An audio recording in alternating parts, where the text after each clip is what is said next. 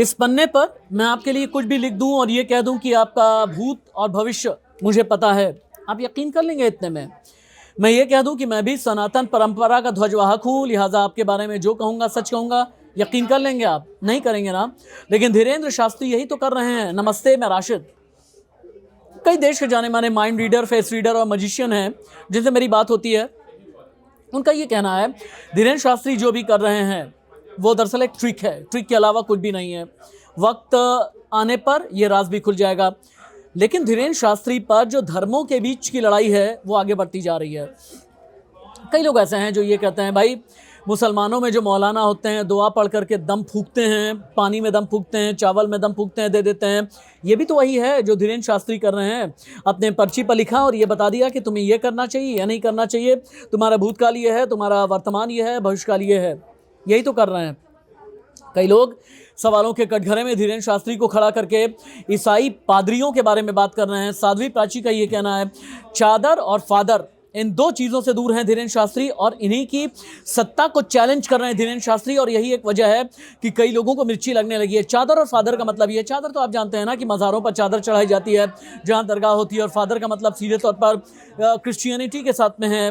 और कई लोग ऐसा कई केसेस ऐसे आए हैं जहाँ पर ईसाई धर्म परिवर्तन यानी कन्वर्जन को लेकर के विवाद पैदा हुआ है। तो लोगों का ये कहना है अलग अलग धर्मों में अगर ये किया जाए तो वहाँ पर नाटक नहीं कहा जाता, ड्रामा नहीं कहा जाता, वहाँ पर दुआएं कही जाती हैं, वहाँ पर प्रार्थना कही जाती है, वहाँ पर दम फूकना कहते हैं।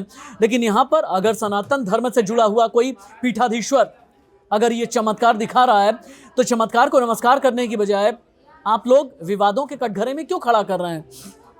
धीरेन्द्र शास्त्री ये कहते हैं कि कोई भी पूरे हिंदुस्तान में विज्ञान के आधार पर, धर्म के आधार पर, ज्ञान के आधार पर अगर चाहे तो उन्हें नकार भी सकता है, लेकिन सबूतों के साथ में नकारेगा तब वो चैलेंज मानेंगे। लगभग 2 या 2.5 साल में जिस तरह की सत्ता धीरेन्द्र शास्त्री की स्थापित हुई है, दरअसल काशी के एक सुमेरु पीठाधीश्वर हैं। काशी के सुमेरु पीठाधीश्वर का ये कहना है कि एक वक्त ऐसा आएगा जब निर्मल बाबा जैसा हाल या राम रहीम जैसा हाल या आसाराम जैसा हाल हो जाएगा धीरेन्द्र शास्त्री का भी, क्योंकि धीरेन्द्र शास्त्री पाखंडी है, ये कहना है काशी के सुमेरु पीठाधीश्वर का। लेकिन आने वाले वक्त में कई चीज़ों का फैसला होना है। लेकिन हाँ, तब तक जब तक टीवी की सुर्खियां हैं आप भी आनंद लेते रहें। वैसे भी जैसे बोलते हैं हाई पिच में जैसी बातें करते हैं धीरेन्द्र शास्त्री, आने वाले कुछ वक्त तक तो खबरों में बने ही रहेंगे।